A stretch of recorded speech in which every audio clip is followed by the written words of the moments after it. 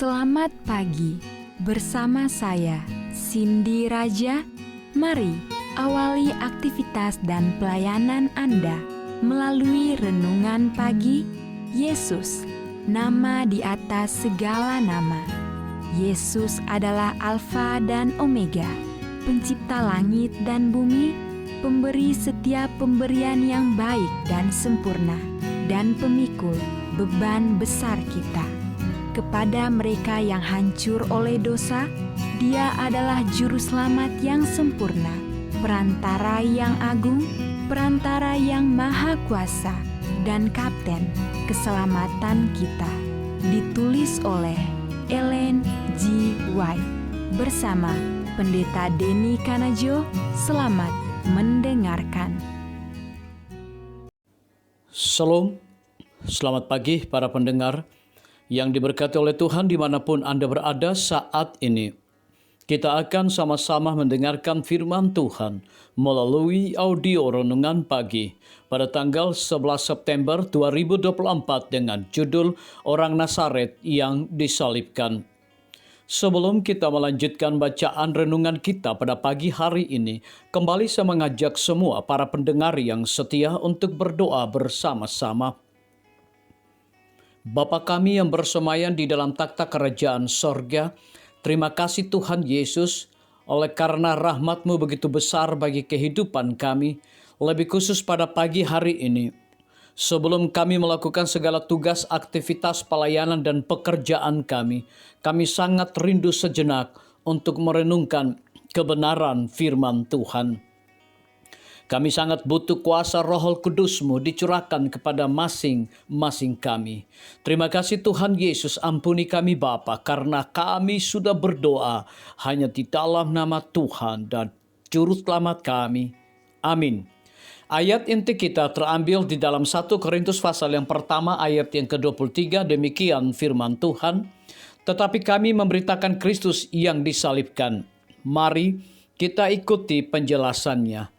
Yesus yang hampir dipersembahkan oleh Paulus di hadapan orang Yunani di Korintus sebagai Kristus adalah seorang Yahudi yang rendah keturunannya. Dibesarkan dalam sebuah kota yang terkenal kejahatannya.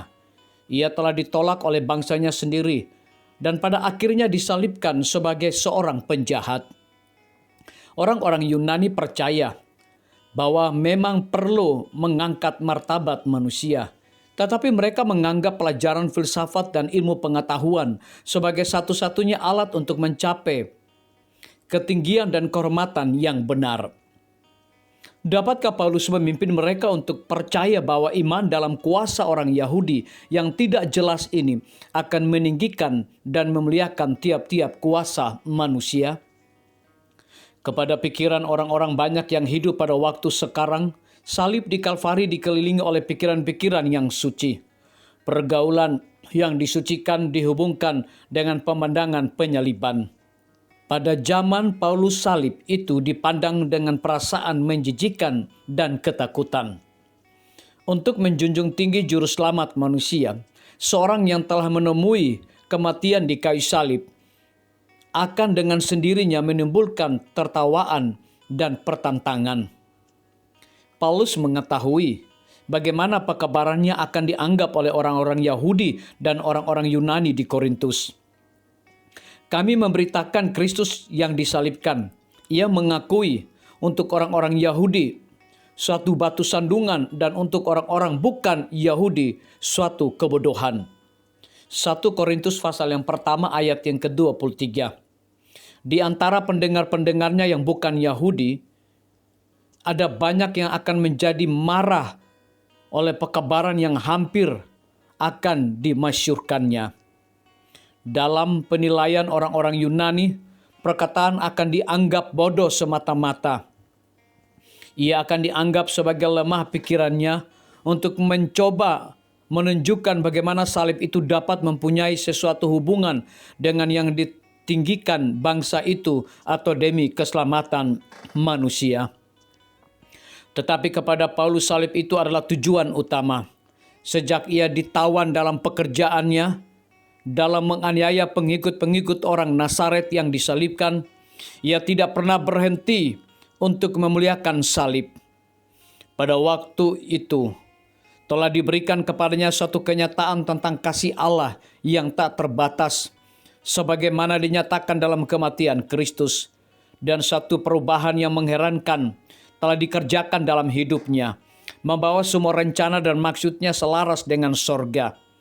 Sejak itu ia adalah seorang yang baru dalam Kristus, yang mengetahui oleh pengalaman pribadi bahwa bila orang berdosa sekali memandang kasih Allah sebagaimana yang kelihatan dalam pengorbanan anaknya dan menyerahkan diri kepada pengaruh ilahi, suatu perubahan hati terjadi. Dan mulai saat itu Kristus menjadi segala perkara dan dalam segala perkara. Disalin dari buku Alfa dan Omega, jilid 7 halaman 206 hingga 207. Renungkan lebih dalam. Pelajaran baru apakah yang telah diajarkan oleh salib kepada saya tentang kasih Allah yang tak terhingga? Biarlah bacaan renungan kita saat ini akan menjadi berkat bagi kita semua. Kembali saya mengajak semua para pendengar yang setia untuk berdoa bersama-sama. Bapa kami yang bersemayam di dalam takhta kerajaan sorga, terima kasih Tuhan Yesus, oleh karena firman-Mu pada pagi hari ini memberikan berkat, kekuatan, sukacita rohani bagi pertumbuhan iman kami masing-masing. Pada saat ini Tuhan, kembali hamba-Mu berdoa untuk pemerintah kami. Tuhan memberkati Bapak Presiden bersama Wakil Presiden, para menteri dan seluruh stafnya. Bapak Gubernur bersama wakil, Bapak Bupati bersama wakil, Bapak Wali Kota bersama wakil, camat dan seluruh stafnya, kepala desa, lurah, RT, RW, dimanapun mereka berada saat ini.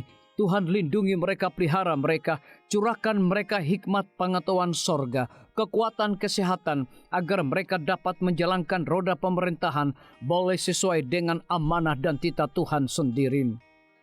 Tidak lupa juga kami menyerahkan pimpinan-pimpinan organisasi gerejawi Tuhan dari tingkat yang tertinggi sampai kepada seluruh gembala jemaat. Tuhan urapi mereka, Tuhan berkati mereka. Mereka sangat butuh kuasa Roh Kudus dalam pelayanan mereka setiap hari. Para tim medis, Tuhan berkati dokter umum, dokter spesialis, perawat bidan, para apoteker, dan semua yang memberikan waktu dan tenaga mereka melayani di rumah sakit, puskesmas, bahkan pustu kepada setiap para pasien yang datang membutuhkan pertolongan pelayanan mereka. Engkau berikan mereka sukacita sorga, roh dedikasi yang tinggi, agar mereka dapat memberikan pelayanan yang terbaik, sehingga dengan bantuan dan jamahan Tuhan, semua para pasien dapat memperoleh kesembuhan.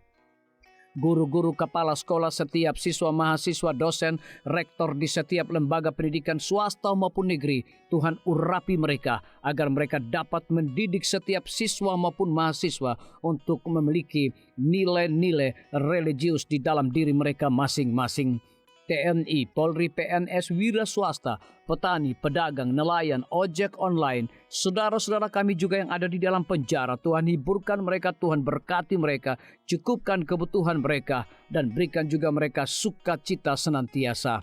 Para pendengar yang setia yang berulang tahun saat ini dimanapun mereka berada, biarlah dengan bertambahnya usia yang Tuhan percayakan dalam hidup mereka, mereka hidup selalu bersyukur, berterima kasih, dan menjadi saluran berkat bagi sesama manusia. Yang berada di dalam kebimbangan ketidakpastian hidup, Tuhan juga berikan iman yang teguh kepada mereka.